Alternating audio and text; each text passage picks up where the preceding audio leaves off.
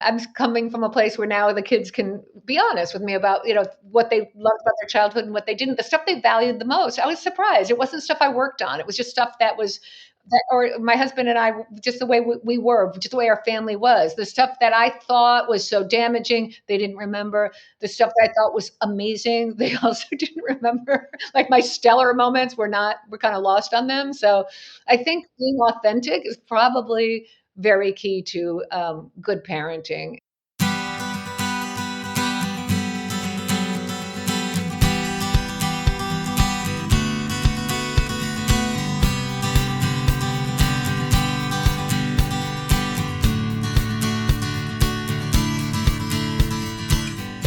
Welcome to Parent Footprint with Dr. Dan. I'm Dr. Dan.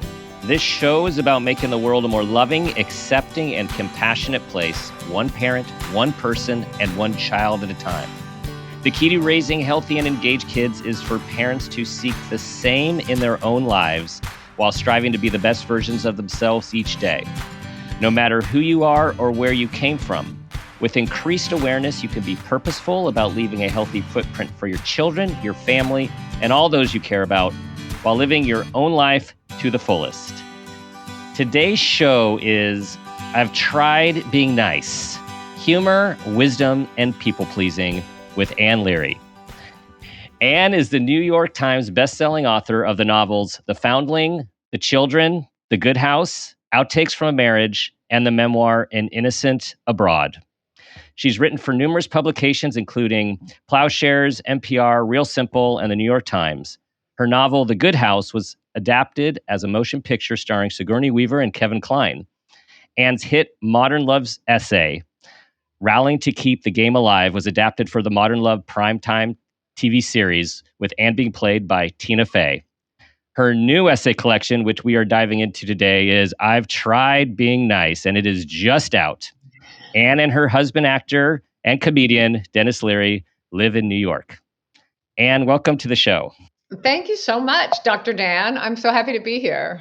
So I, had been reading about, your bio and getting prepared before I dove into your book. And so I knew that you wrote an essay for Modern Love, and I knew there was, it was made into a TV show or episode.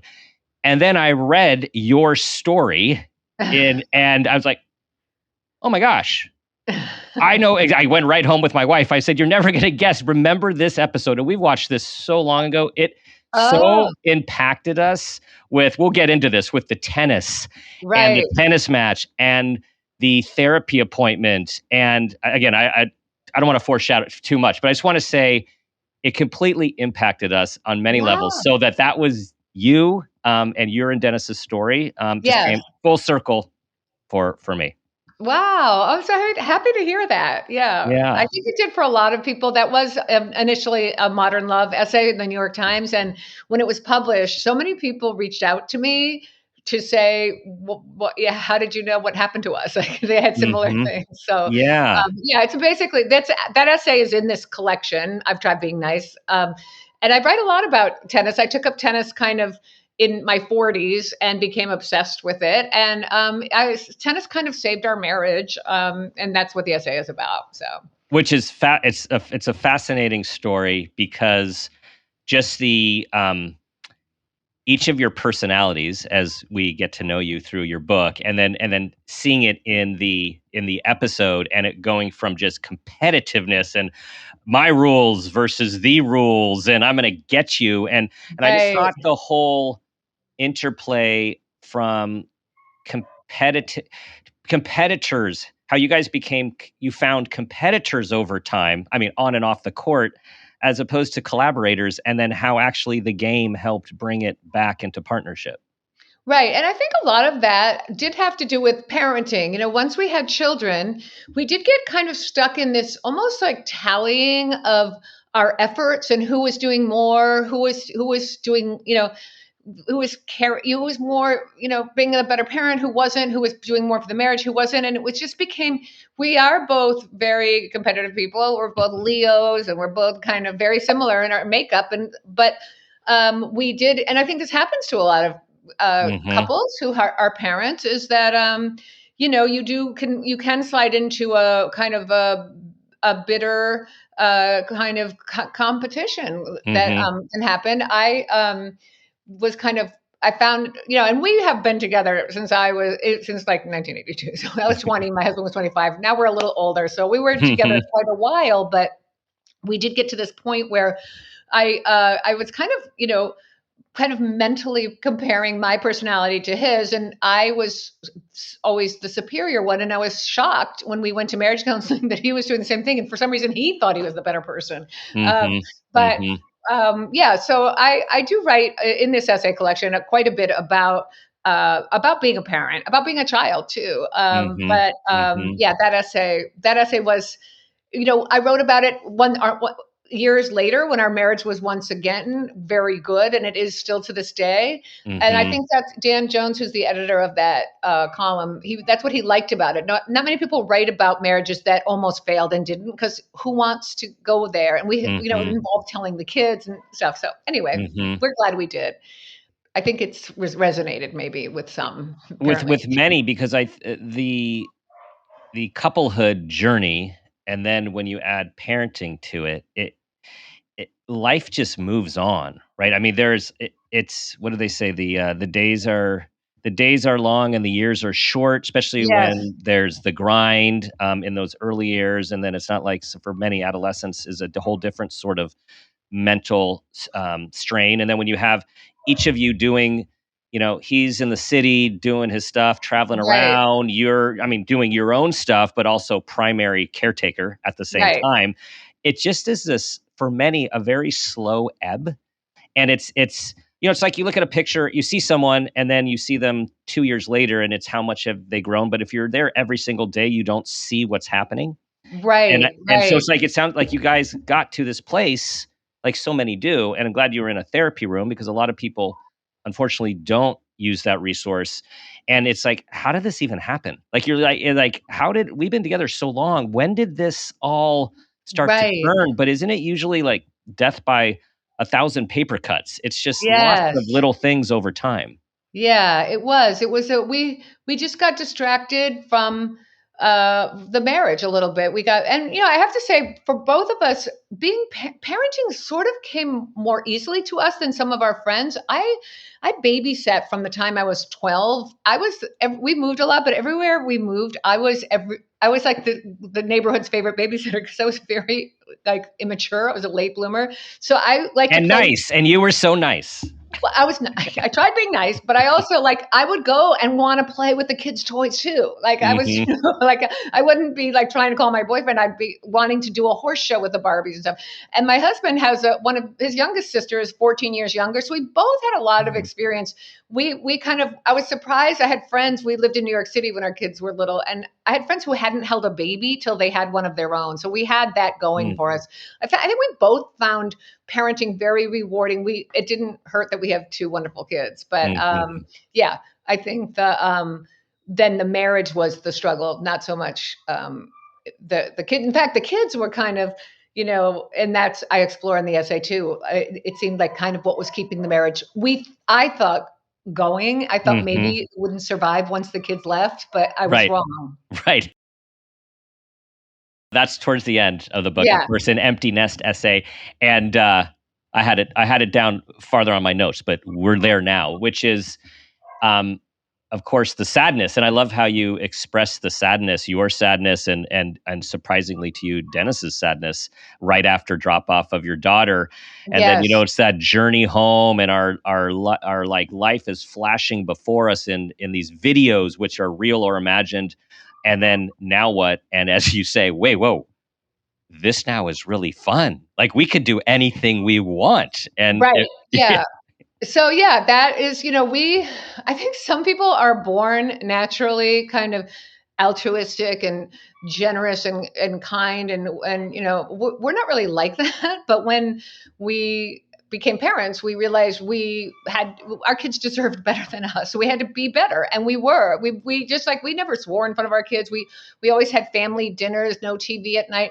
And then that sad day, we dropped our youngest at college and drove home. We were both very weepy. And I went home and I was cooking, and I had the TV on in the kitchen, and Dennis came down and was about to turn the TV off, and I said the words he'd been waiting 20 years to hear, which was, let's watch TV while we eat. And then the fun began. And we kind of turned back into our old selves, which were, people who didn't say, could you please pass the salt? We would lunge across the table and grab the salt. We would walk around without clothes on. We did a lot of things we forgot we could do when we were behaving as parents. And so, I think that is a plus of parenting, is that you get to, you should, unless you are naturally a very good person, but you should try to be the best person you can be, because you want to set a good example. And have you found, so now that the kids are even older,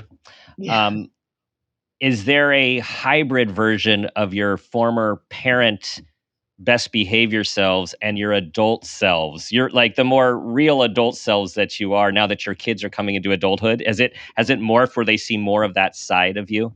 Oh, definitely. I mean, our kids have been adults for quite a number of years now. So, in fact, I think once they went to college, it all, I guess the main thing is, just being free with the swearing. And I would gossip. I don't want to gossip in front of my daughter when she was growing up, but now I gossip with her intensely. Yeah. And, I mean, as far as behavior changes, we actually don't, we stopped drinking years ago.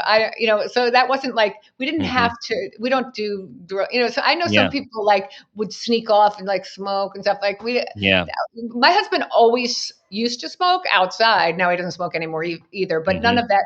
There wasn't really much we changed except for just trying not to be small-minded, not trying to show how small-minded and, maybe, gossipy. I'm just speaking for myself. That was a major thing I would try not to do in front of the kids.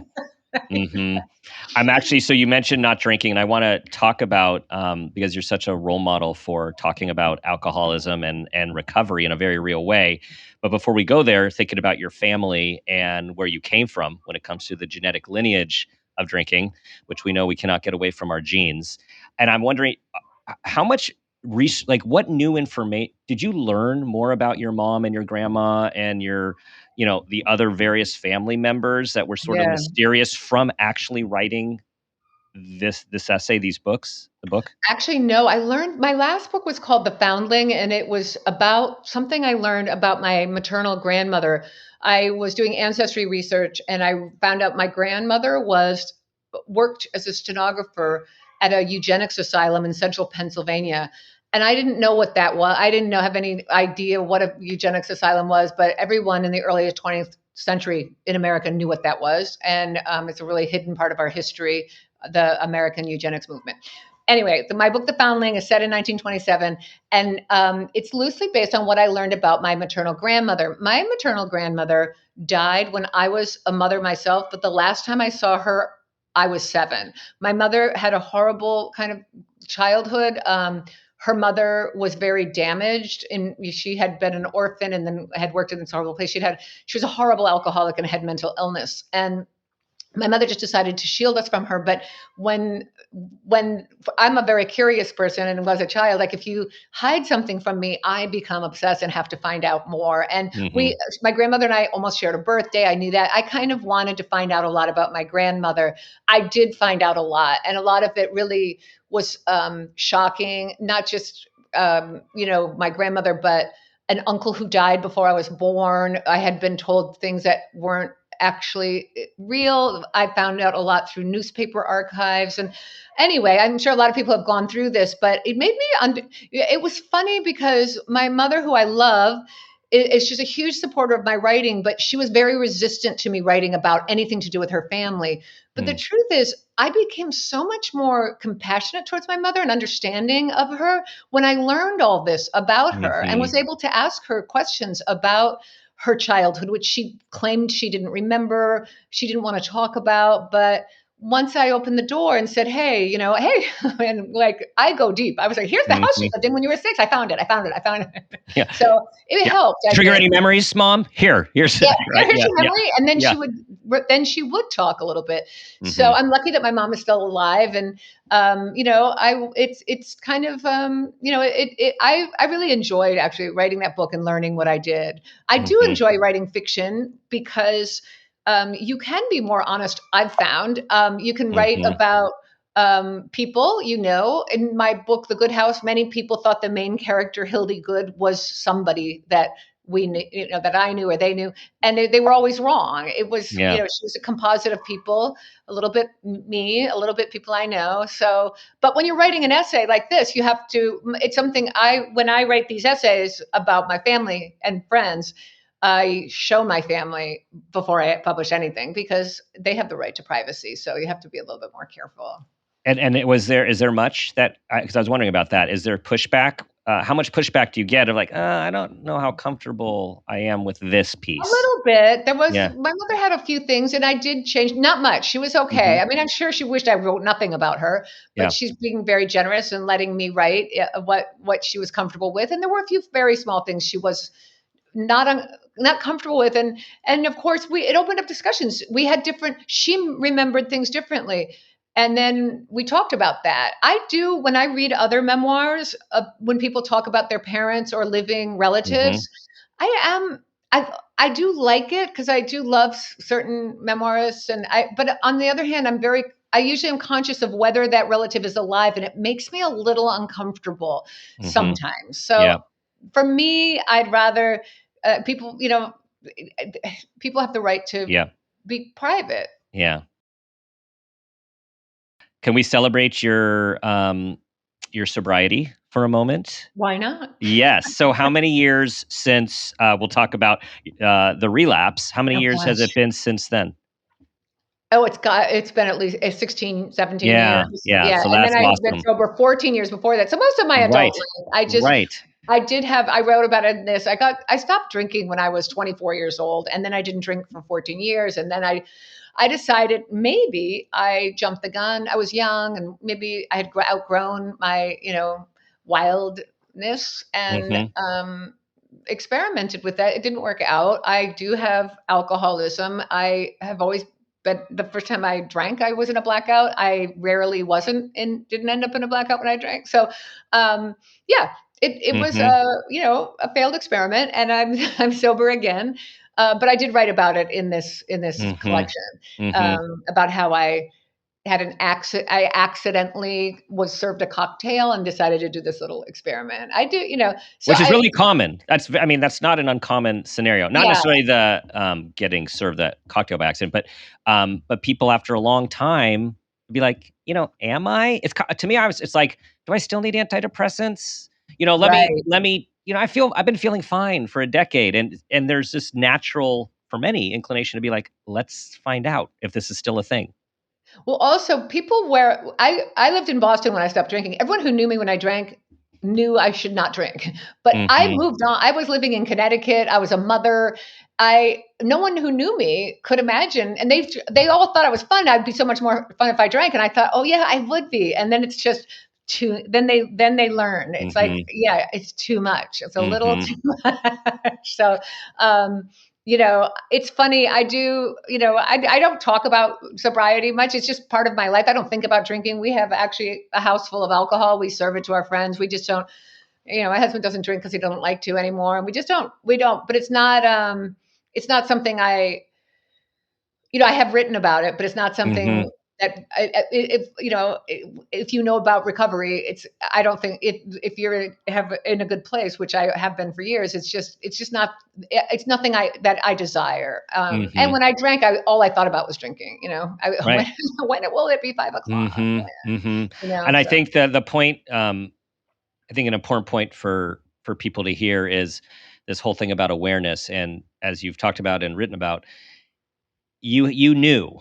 Like you did know, and for it's not for all people who have alcoholism in their genes and are struggling with themselves that it is completely sudden. Like there's definitely different paths. Some are more, they're slower to develop, but there are a lot of people like you describe.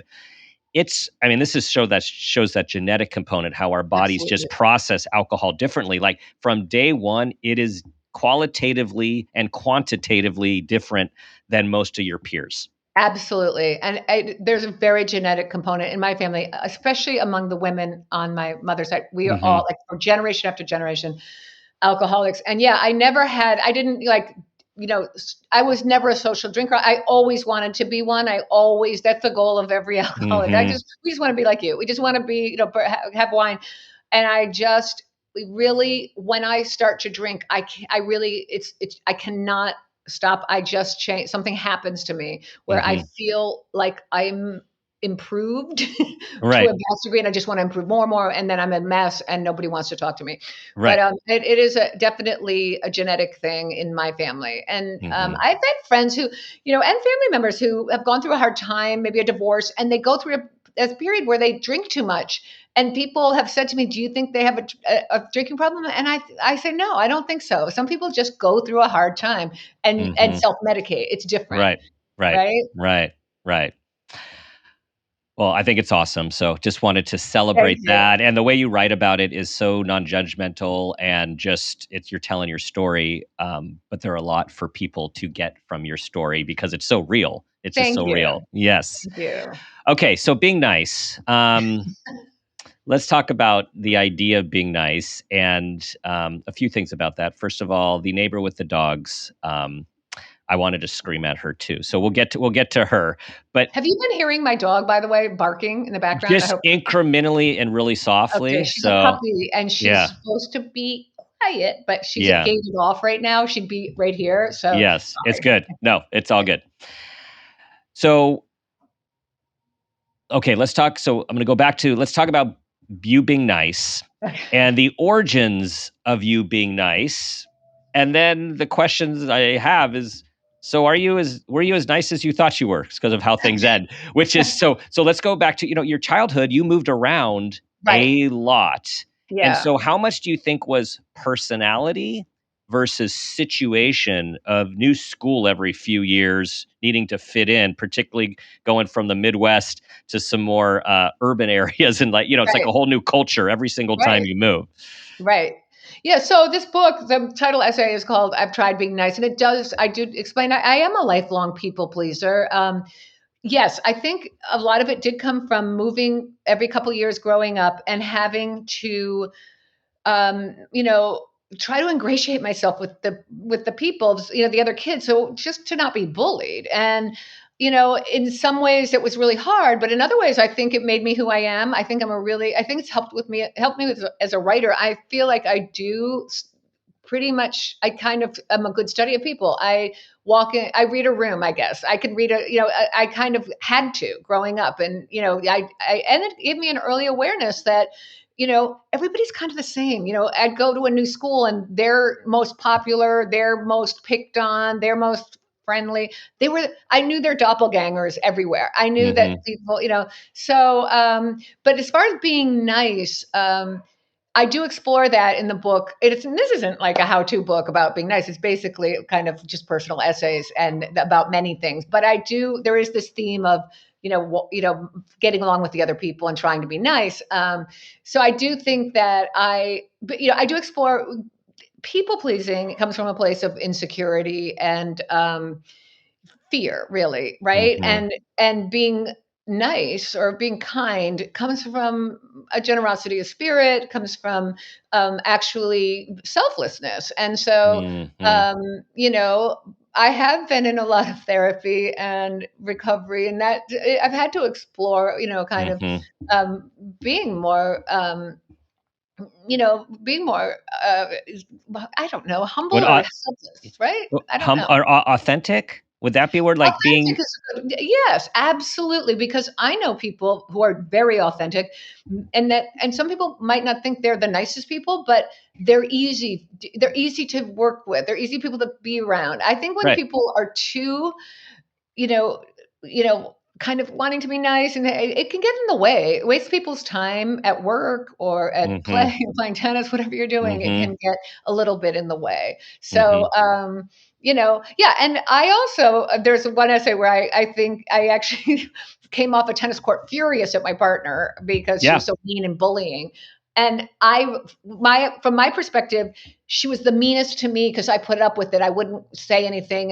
So I walked up the court and said to my friend, at first I ripped this woman to shreds to my friend, like, oh, she's this. And then I said, the problem with me, I'm too nice. And my friend laughed so hard and I didn't know what she was laughing at. She was dying. And I went, wait, what? It turned out she didn't think I was as nice as maybe I did. And it was a very funny moment. We both were dying laughing. But so maybe I wasn't always as nice as I thought I was. And but the title essay of this book is actually I came to a point I was kind of in this passive aggressive showdown with a woman walking her dogs loose, and they would come onto my property, and I have a couple of rescue dogs who are unhinged. And so instead of just letting her have it, I would go out and say, oh, your dogs are so cute. It'd be so nice if they didn't come on the property. And she would say, oh my God, my dogs get along with all dogs. And we just went on and on until one day I did approach. I drove after her furious and actually rolled down my window and said, look, I tried being nice. And she actually staggered backwards. So I found that was a really good phrase. I don't know where it came from, but I was ready to I'm done being nice now about this. I also thought it's a great name for this collection of essays I was working on. So when I read it, and I read about her response, the idea in my mind, I had this image of you with this dirty, hairy voice, I've tried being nice.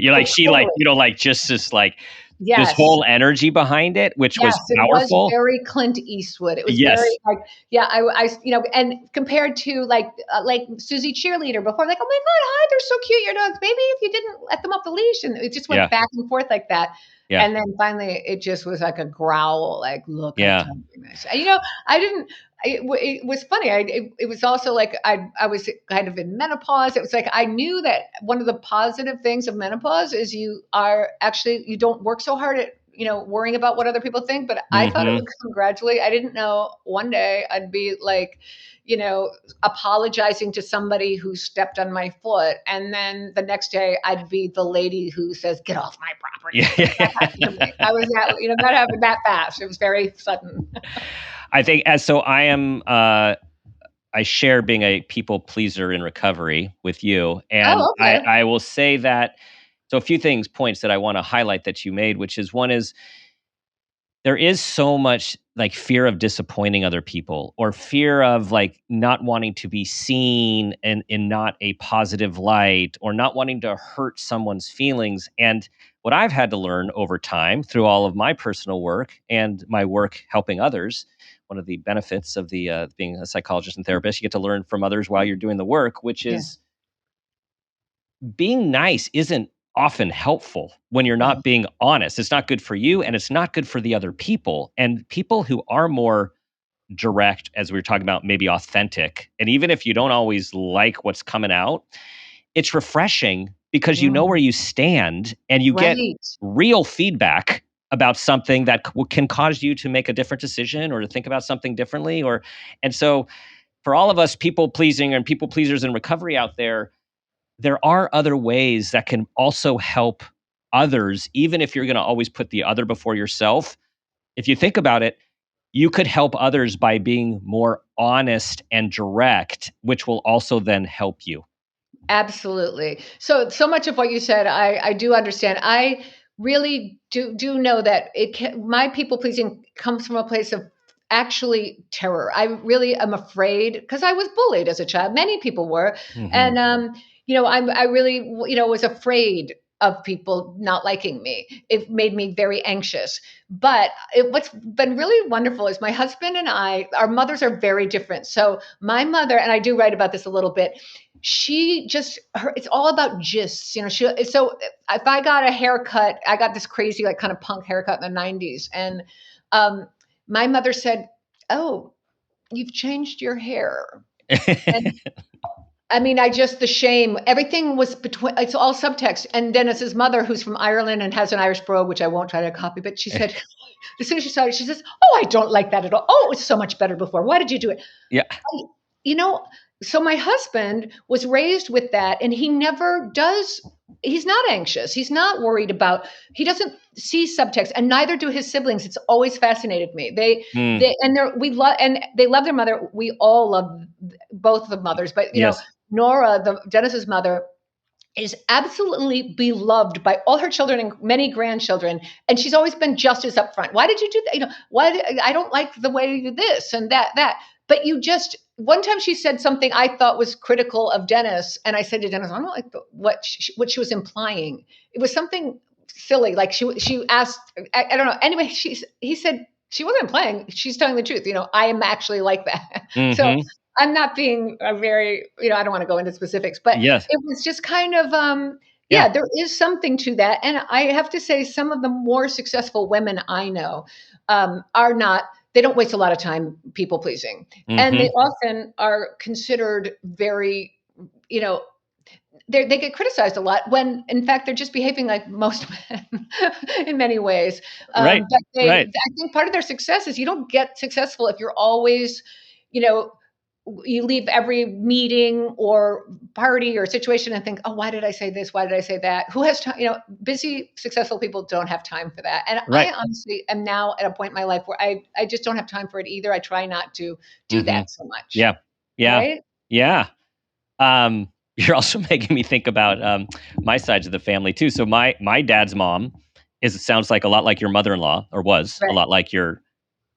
She's gone, my grandma on that side, and totally direct. Like the things that would come out of her mouth would be at times, like you get her a present, and said she'd about to be open it. She said, "You know what? I know what it is, and I don't need it," and just hand it back. And like we would laugh. We would be and my mom's side definitely has a lot more of the empathy, oozing side, like really empathic and really aware of other people's feelings. And so all over the years, my mom would be saying to my dad, like, doesn't that bother you? And he'd be like, no, not at all. Yeah. Like, so it's interesting when you are raised without having to read the subtext. I think there is a lot less anxiety that goes with it. Things are just direct. I think there's more freedom to just say what's on your mind. And then those with more of the pleasing and more of the empathy, and I'd say more of the anxiety, all of that stuff that it gets packaged together, just to oversimplify. There's so much that goes into wanting other people to feel okay and how not to make a mistake. And it's a lot to unravel over time. Like to unravel, like, oh gosh, this is too hard. Like, why am I caring so much? Do other people care this much? Right. But I have to say, Dennis's mother, who's the more direct one, is probably one of the more empathetic people I've ever known. She does have empathy. And I don't think, being cryptic and, not saying what you feel about a person is being empathetic. It's actually, I don't know what it is, actually. It's just a thing of, it's just it's a communication style, I guess. But it's also, if you grow up with that, there's just this floundering always of, what's going on? What do people think? Right. Yeah. I don't know. Well, and it played out, just go back to your essay with the woman who you eventually gave her a piece of your mind. It played out there with all of the nice passive aggressive stuff, which is more what you were familiar with, I guess, growing up. Exactly. Yeah. Exactly. Yeah. And I was new to this neighborhood. I didn't want, to make any enemies, but I mean, I wish I had known I wish your podcast, when I had kids, I wish we had podcasts like yours, because I floundered a lot with parenting, it was so important. And I do think it's a biological thing with women, it's like comes from a primitive thing of wanting to keep the children safe in the tribe or whatever, but I, wanted the other parents to like me. And, I found that one of the more challenging things of parenting is like,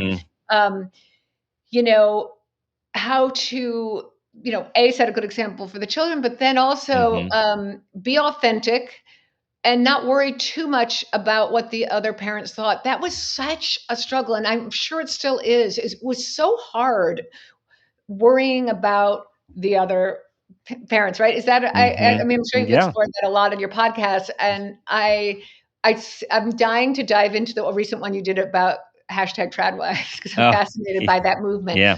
But so I feel that is something, I think it's kind of the way women are wired. It's important that we, get along with the other mothers and stuff, but there's this feeling always, there was growing up, of the stay-at-home moms versus the working moms, and the this, that, and like always feeling you're not enough. And right. When did you, so that's really important, the not enoughness, which I feel, just to get much larger before we hone in here, is that we do have a culture and a society and a programming where over time there are systems in place to sort of unfortunately break us down and make us feel that we are not enough. And now, I mean, that was even before social media, and you add all of that stuff. You have your own social media piece too, which was funny. Your social media friends, but I do think it's societal, and I agree with you. It's, I think girls, females, women experience it at a much heavier dose because of all of the roles, all of the things that you're supposed to do, look like, accomplish, like all with grace. And it's not humanly possible. And And when you lose it, which you should lose it, then you're accused of being a certain way, right? So it's all gets back to going back to like, how do I please? How do I be nice? How do I make everyone like me? And that's an impossible task. It is, but one can't help but compare. I have to say, I do know a lot of younger women who I play tennis with, young moms, and I'm always saying to them, because I would compare myself to the mom who was baking, and she just was so, so mommy like that. And then, then the kids grow up, and are their kids perfect? No. It's like, in the end, the stuff you think is important isn't, and the stuff that is important, you don't find out until later. I'm coming from a place where now the kids can be honest with me about, what they loved about their childhood and what they didn't. The stuff they valued the most, I was surprised. It wasn't stuff I worked on. It was just stuff that was, or my husband and I, just the way we were, just the way our family was. The stuff that I thought was so damaging, they didn't remember. The stuff that I thought was amazing, they also didn't remember. Like my stellar moments we're kind of lost on them. So I think being authentic is probably very key to good parenting. But I think there is, we do live so isolated in society now, as not just since COVID, but before, compared to, even 50, 100 years ago, where, a lot of grownups in your neighborhood parented you. Even when I was a kid, we had a neighborhood of, moms who looked at, kind of an eye. And so it's just, I don't know. It's just you feel I feel it's much more lonely being a parent today. Even if you live in a city, which I did when my kids were really little, you can feel very lonely as a parent. So. Agreed. Wow, isn't this fun? Yes, it's fun too. I mean, I love, I love being a parent. I still do, and it's a different thing. Your kids. My kids are doing this thing. I remember being a grown woman in her 30s, and I would drive to the town where my mother lives, and I would regress to 14. And by the time I showed up at her door, I was a total brat. I was mad, and then so I see it. I know it's funny. My kids are so wonderful, but then when they come home, I'm their mom again, and they can feel free to be with me the way they'd never be with their peers, right? So true. I always tell when consulting with parents about their kids and who are having some challenges, I always ask them, how are they like with parents of their friends, teachers, coaches, and a vast majority of the time they said, oh, they're amazing. Everyone tells us what amazing people they are. And I said, that's who they are in the world. Like, that's what you're looking for. What happened at home, we can talk about and we could work on their family dynamics. But in terms of your fear about who they are as humans, you can't base it on those exchanges in the house when you have this other data.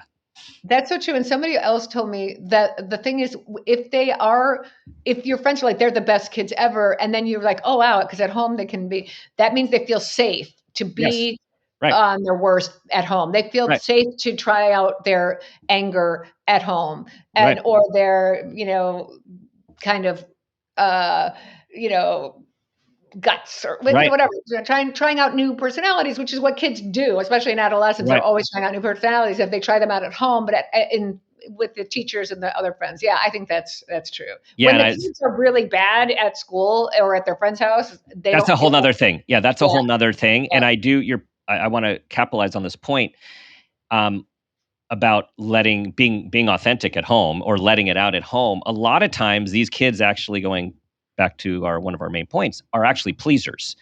And so it's exhausting always pleasing everyone and being the golden person and saying and doing all the right things. And when they come home, to not be that, even though it can be very difficult being on the receiving end and cause concern, that's actually healthy, right? Yeah. Like they're actually practicing, like, letting it out. And this is the other thing, is for our kids to be unconditionally loved, not based on being good, being nice, getting A's. Right. And there's a lot of that happens in this day and age, which is the feeling of, I'm only loved if XYZ. Right. I mean, do you think that's this day and age or was always? I think, don't you think back, if you think of your grandparents, your parents there, I think it might just have always, I mean, not always, but, maybe in biblical times. Right. I think now, but I do think there's this thing of, there is a feeling that you worry about losing your parents' love. And that is something that should be unconditional, but feels conditional usually when you're a child. Absolutely. I'm sure they did. I don't know. Absolutely. The only thing I'm thinking historically, and I don't know how valid this is when I think of my grandparents as immigrants and knowing about their lives coming over through Ellis Island and such, there was a lot of survival aspects of their lives. And so I'm sure those psychological principles were still there. The question is, how much time was there in reality to think about it? Whereas I think as time has gone on, as we've, people were leaving the farms, leaving the communities, and where there's so much more leisure time and time for, well, again, I know this is a very nuanced conversation, but I'm just talking about historically, as people had a lot more time than just surviving. Whenever that happened, I think the stuff became even more pronounced, because you can actually sit and think about, do they like me? Am I doing the right thing? How do I get this feedback? Right. And again, I might have just butchered that whole thing, but you know where I'm coming from a historical perspective? Yeah. I could talk about this all day. I do think there, if you've done any kind of ancestry research or genealogy research or just history, you do know that even 2 generations ago, people had huge families because they needed the kids to work on the farm, and they didn't, kids worked hard, and they probably weren't as anxious as our kids are because they were busy all the time. I do think there's a lot to, I'm a big gardener. There's a lot to working with your hands. It's really good for us. And I think that isn't, we actually have to, I just had to explain that I'm a gardener. It used to be everyone grew their own food. Everyone made their own food, right? So it's like all this, now you're crafty, but everyone used to know how to sew. Men used to know how to build stuff. So that's lost. And I think there's just so much that the families have changed so much. And there is a lot of free time to be anxious and depressed. And I think especially, actually, in different socioeconomic groups, it exists, but in different ways, I think. Right. You're exactly right. And there was this great book way back in the day, which I'm not going to get into, but Madeline Levine, The Price of Privilege, who was out of Marin, California, working in a very wealthy population. And this was a time when rates of depression and anxiety for the upper socioeconomic class were matching and at times even exceeding for lower socioeconomics. And so it was like, okay, what's going on? Like, this affects everyone, but as your point, for different reasons. Right. Yeah. I just want to say Sebastian Junger's book, Tribe, he explores that a lot, about how we have become, there's cultures where still people live really close together and they tend to have not as much depression. They all live, maybe they don't have as many material things that we have, but they're not anorexic. The girls aren't, the girls want to eat. They're not suicidal. It's a rare, I recommend that book highly. Yeah, I do know of that book. And you're making me think, I'm looking at my bookshelf here, Lost Connections by Johann Hari, who And that's an amazing book, and it's all about connection. And we know that, connection to self, connection to future, and with the thing that depression does to us. But the vast majority of the time, as we know that the Surgeon General has been talking about our loneliness epidemic, and this back to your saying being lonely even as parents, right? Even in a city, like we have lost connections back from the villages, back from the tribes, and it literally is being shown to be the number one thing for mental health is connection and community and relationship. Yeah.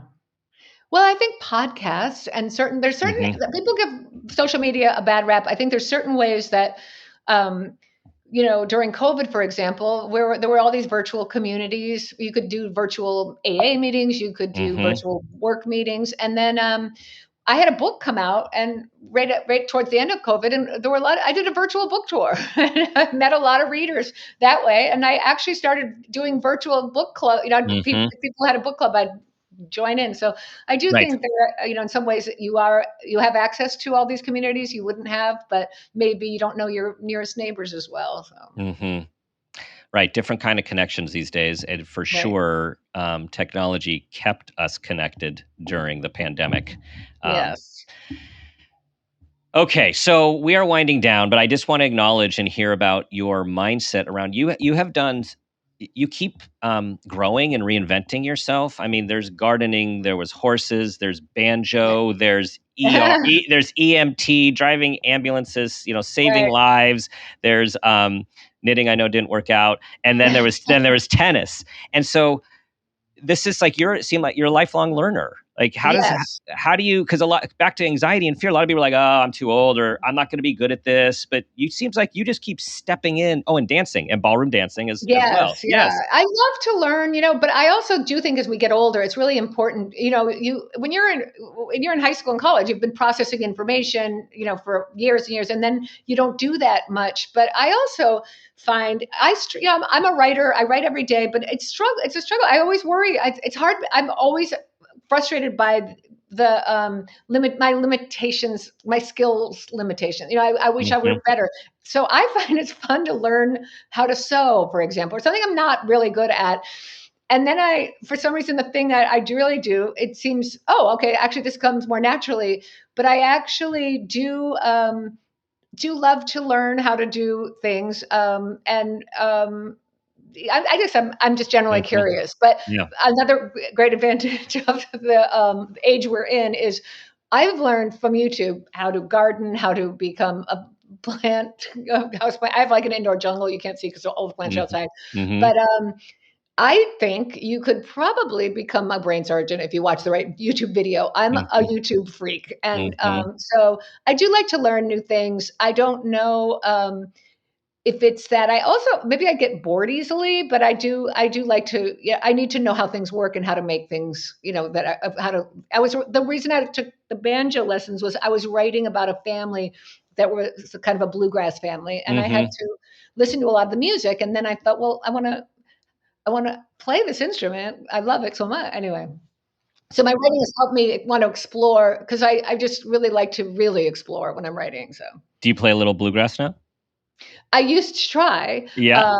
I really was not very good at it, but I really wanted to do like the Earl Scruggs, like the rolls and stuff. Anyway. Nice. It was fun, and then I probably couldn't. I couldn't find my banjo. It's probably in the basement someplace. On to new things. Okay, so full circle. Where would you say you are at this point in your life with being nice and pleasing? What is your latest iteration? I think it's important to be nice. I do find, though, I'm more conscious of what we were talking about earlier, where if I'm being genuinely nice because it's the right thing to do and it doesn't have anything to do with me, or if I'm being nice because I'm afraid of being rejected. So I think I'm much more aware of that. And I very much am. I notice it in others. I have a number of friends who are just, who are 10 or 20 years older than I am. So I have some very successful 80-something friends, and I watch them because they're healthy, they're active, and I want to be like them. And basically being active and being curious and being, in tune with what's going on is so much more important than just being nice, just trying to be nice so people like you. It's much more, you're much more interesting if you, but I don't want to be, unkind. I don't want to be, there's a fine line between, kind of standing your ground and being a Karen. Right. Right. Right. I don't want to be that, but the women I know that are very, that I'm watching, they're not Karens, and they're not desperate to be liked. They just are, because they're authentic. There we go. Authenticity. Yeah. Okay. And it's time for the Parent Footprint Moment question. Here we go. Tell us about a time that you became aware of yourself as an individual, as a parent, or even an awareness of your own parents, and that new awareness had a positive impact on your life, your kids, and/or those you love. I bet I'm sure everybody answers this, but I was probably the birth of my first child. Does everyone say that? No, not everyone. No. Oh, No. I just, I was really excited to become a mother, but there was Sinead O'Connor's song "Nothing Compares to You" was a big hit the year my son was born. And like, even now, if I hear that song, I start crying, because it's like, I had no idea. Nothing compared. Nothing. I just didn't know. I didn't know how, there's this, for women especially, there's like all this oxytocin rushing through you if you're nursing, or if you, I don't know, if you're not, probably too. There's just this stuff. It's just like this. It feels like suddenly you're aware of being just a mammal. You're like this mommy mammal. I once said to my husband, like, I was holding our infant son, and I said, I want to lick his head, because I've always had a lot of pets. And I said, I have this urge almost like carry him around in my teeth. And he was like, okay, give me the baby. But I just felt very, I just, this sense, I wasn't prepared for that, for this full body. I just thought, oh, I love the kid. I love my husband. No, it's different. I wasn't prepared for this for my whole body to be consumed with this.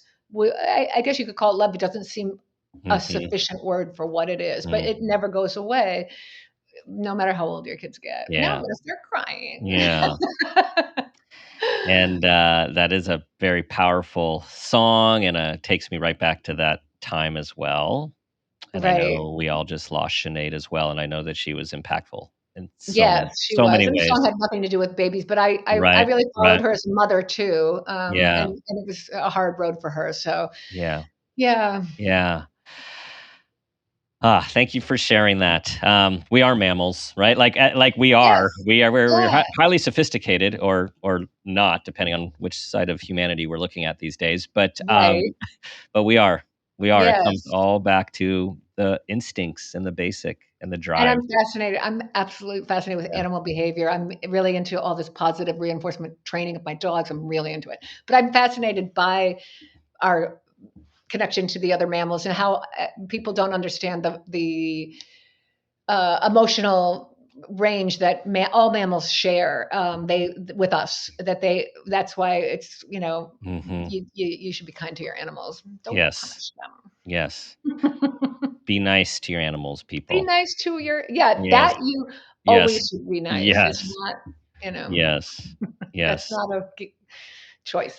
Anyway, this has been so much fun. I could talk to you all day. This has been wonderful. Thank you for putting yourself out there. I just the essays are so real and so raw and so vulnerable, and they're teachers for all. Oh, you're so nice. Yeah. Thank you. I really appreciate it. I really am enjoying your podcast, and I'm glad I don't tune into parenting podcasts anymore, but maybe I should.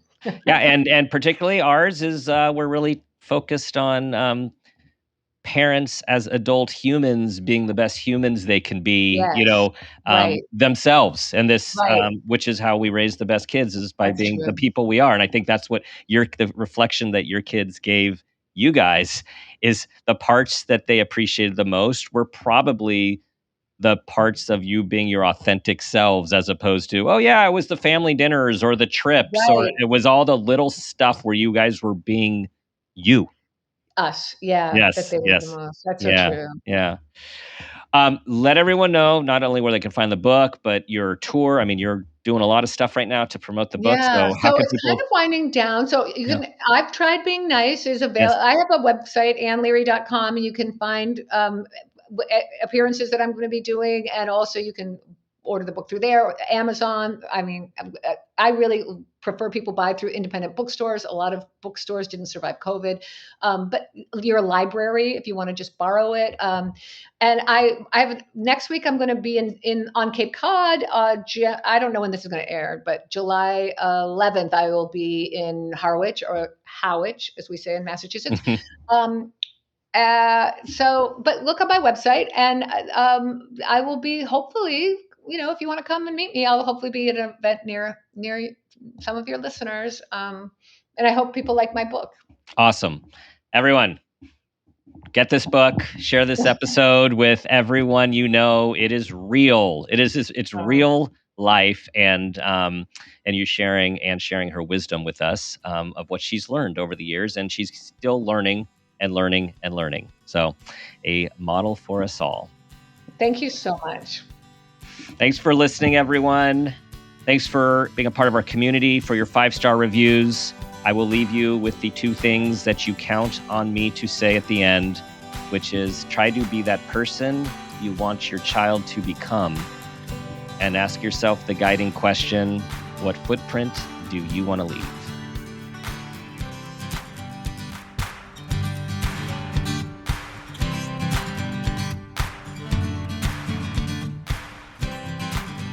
This has been a Peters and Rossi production.